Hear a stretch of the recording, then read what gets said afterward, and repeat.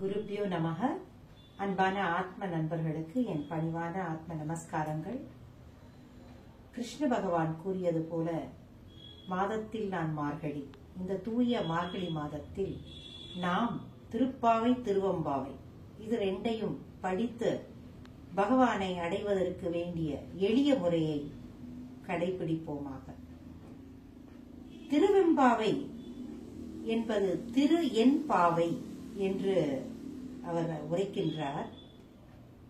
2 பாடல்களிலும் பார்த்தீர்கள் என்றால் ஆண்டாள் நாச்சியாரும் எம்பாவாய் என்று முடிக்கிறார்கள், மாணிக்கவாசக பெருமாளும் திரு என்பாவாய் என்று முடிக்கிறார்கள். என்னவென்றால் இந்த பாவை என்று ஏன் குறிப்பிடுகிறார்கள் என்றால், அந்த காலத்தில் பெண்கள் காலையில் மார்கழி மாதத்தில் காலையில் எழுந்து பக்கத்தில் இருக்கும் ஆற்றிற்கோ அல்லது பொய்கைக்கோ சென்று நீராடிவிட்டு அங்கிருக்கும் மணலை எடுத்து ஒரு பொம்மையாக செய்து அதை அம்பிகையாக பாவித்து அந்த அம்பிகையிடம் வணங்கி நல்ல கணவன் வேண்டும் என்ற வரத்தை கேட்டு, இல்லை என்ன வரம் வேண்டுமென்றாலும் வாங்கிக் கொள்வார்களாம்.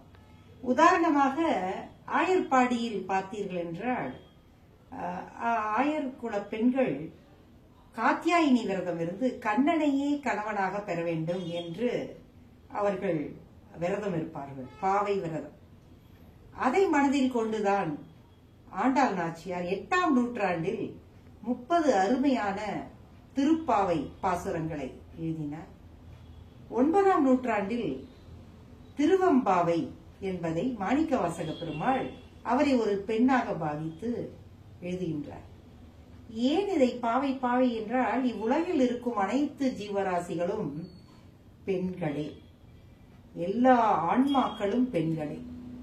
இந்த ஆன்மாக்கள் எல்லாம் பகவான் என்ற பரம புருஷனை அடைவதற்கே வழி தேடுகின்றார்கள். ஆகையால் சைவத்திலும் சரி வைணவத்திலும் சரி, சைவத்தில் சிவபெருமானையும் வைணவத்தில் எம்பெருமான் நாராயணனையும் நினைத்து அவனை அடைவதே இலக்கு என்று இந்த 2 பாடல்களையும் இந்த 2 அருமையான பகவானின் அடியார்கள் நமக்கு அருளி இருக்கின்றார்கள். ஆகையால் வாருங்கள் நாம் திருவெம்பாவையை பார்ப்போம். திருவெம்பாவை மாணிக்கவாசக பெருமாள் திருவண்ணாமலையில் எழுதியிருக்கின்றார். 20 பாடல்கள், அடுத்த 10 பாடல்கள் திருப்பள்ளி எழுச்சி திருப்பெருந்துறையில் எழுதியிருக்கின்றார்.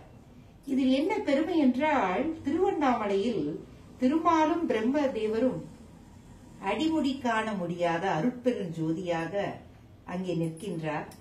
ஆகையால் அதையே எடுத்து ஆதியும் அந்தமும் இல்லா அருட்பெருஞ்சோதி என்று ஆரம்பிக்கின்றார். வாருங்கள் நாம் முதல் பாடலை பார்ப்போம். ஆதியும் அந்தமும் இல்லா அருட்பெரும் சோதியை யாம் பாட கேட்டேயும் வாழ்த்தடங்கண் மாதே வளருதியோ, வன் செவியோ நின் செவிதான் மாதேவன் வார்க்கடல்கள் வாழ்த்திய வாழ்த்தொழி போய் வீதிவாய் கேட்டலுமே விம்மி விம்மி மெய் மறந்து போதார் அமளியின் மேல் நின்றும் புரண்டெங்கன் ஏதேனும் ஆகாள் கிடந்தாள் என்னே என்னே ஈரே என் தோழி பரிசேலோர் எம்பாவாய்.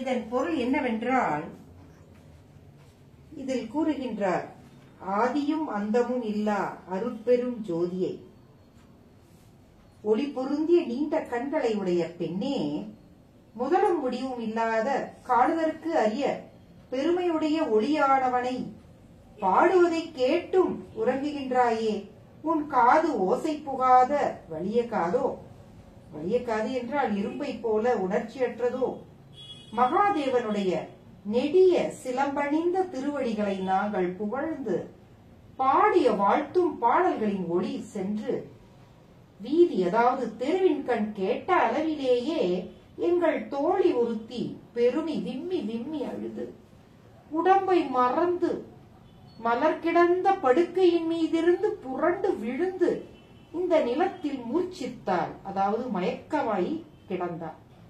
இது என்ன நிலைப்பார்? அவள் செயல் எவ்வாறு உள்ளது? என் தோழியாகிய நீ செய்யும் செயலை பார். இவ்வாறு உறங்கிக் கொண்டிருக்கின்றாயே, விழித்து எழுந்து கொள்.